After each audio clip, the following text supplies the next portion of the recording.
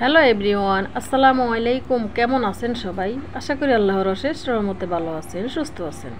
আলহামদুলিল্লাহ, আমি আমার পরিবার নিয়ে আছি খুব ভালোই। দেশ থেকে, দেশে বাইরে থেকে যে যেখানে বসে এই ভিডিওটি দেখা শুরু করেছেন সবাইকে অসংখ্য অসংখ্য ধন্যবাদ। আজকে সকালবেলা রমজানে আমাদের বাজার তো এখানে হলো মাছের বাজার, সবজি বাজার, যাই হোক। তো কী মাছ নিয়ে এসেছে আজকে সেটা আপনাদের সাথে শেয়ার করতেছি। এখানে বেলে মাছ, তারপরে চিংড়ি মাছ, আর এখানে একটা বিগেট মাছ। এই বিগেট মাছটা কিন্তু ভেজে খেতে ভালো লাগে, পেঁয়াজ দিয়ে, বা ফ্রাই করে খেতে ভালো লাগে। তো এই মাছটা আজকে অনেক দিন পরে আনা হয়েছে। তা আমাকে আমার হাজব্যান্ড বলছে এই মাছটা কিন্তু শুধু পেঁয়াজ দিয়ে ভাজি করবা, কোনো সবজি দিয়ে রান্না করবো না। এখানে পটল নিয়ে এসেছে, ধনিয়া পাতা, লাল শাক, তারপরে যে পাশে আর একটা পটলাই আছে, দেখা যায় না। তো যাই হোক, ওখানে আছে ভেন্ডি আর শসা। তো এখানে মাছগুলো আমি কেটে ধুয়ে পরিষ্কার করে ফ্রিজে রেখে দেব।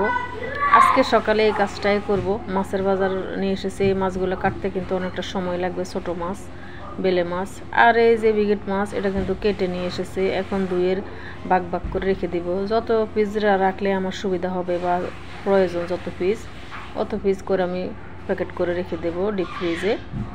তো মাছগুলো কেটে নিয়ে এসেছে বড় বড় করে। যাই হোক, ফ্রাই করলে কিন্তু বড় মাছ সমস্যা হয় না, আর যখন সবজি দিয়ে রান্না করি তখন কিন্তু বড় মাছ খেতে ভালো লাগে না। তো যাই হোক, আমি অফ ক্যামেরায় কিছু কাজ করে নিয়েছি। এই যে বেলে মাছ একদম কেটে ধুয়ে নিয়ে এসেছি, এখন দুই ভাগ করে রেখে দিব। এখানে হাফ কেজি আছে, তো হাফ কেজি একদিনে খাওয়া হবে না, যেহেতু ছোটো মাছ। তো আমার ছেলে তো খাবেই না, তো দুই ভাগ করে ফ্রিজে রেখে দেব। আর ছোট মাছ তো চটচড়ি করবো, যেদিন করি সেদিন তো শেয়ার করবোই। আর এখানে আমার যখন মাছ এনেছে, আমার ছেলে বলছে আম্মু আমার জন্য এক পিস মাছ ফ্রাই করেন, আমি দুপুরে ভাত খাবো। ও কিন্তু আজকে রোজা রাখে নাই, তো ওর জন্য এক পিস মাছ বাছতেছি।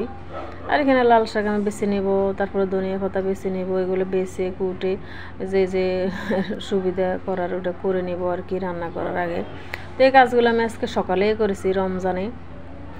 আজকে সকালের মাছ পরিষ্কার করে ফ্রিজে রেখে দিয়েছি। 3 পদ মাছ, চিংড়ি মাছ, বেলে মাছ, আর হলো বিগেট মাছ, আর ধনিয়া পাতা, লাল শাক, এগুলো বেছে রেখে দেবো। এই যে ধনিয়া পাতা আমার বেছে নেওয়া হয়ে গেছে।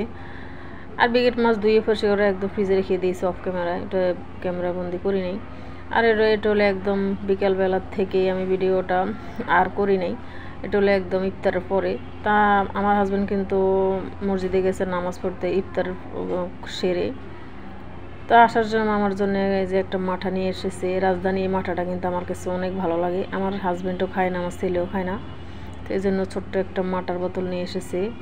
এই মাঠা আমার প্রিয়। তো যারা এই মাঠাটা খান তারা অবশ্যই কমেন্টে বলে যাবেন কেমন লাগে আপনাদের কাছে। আর মাঠাটা খাওয়ার আগে কিন্তু বোতলটা ভালোভাবে জাকিয়ে নিতে হবে। ভালোভাবে জাকিয়ে না নিলে কিন্তু আসল স্বাদটা পাওয়া যাবে না। তো এই যে আমি ইফতারের পরে এই মাঠাটা আজকে খেয়েছি, আলহামদুলিল্লাহ অনেক মজা লেগেছে। আমার ছেলেও খাবে না, আমার হাজব্যান্ডও খাবে না। তো আমার ছেলের পাশে আছে, ওকে বলতেছি খাও, ও খাবে না, বলে আমি খাই না। তো যে আমি এখন খাইতেছি, আর কি করার, আমার পছন্দের জিনিস আমার হাজব্যান্ড নিয়ে এসেছে। তো সবাই ভালো থাকবেন, ছোট্ট একটা ভিডিও দেখবেন। আল্লাহ হাফিজ, আসসালামু আলাইকুম।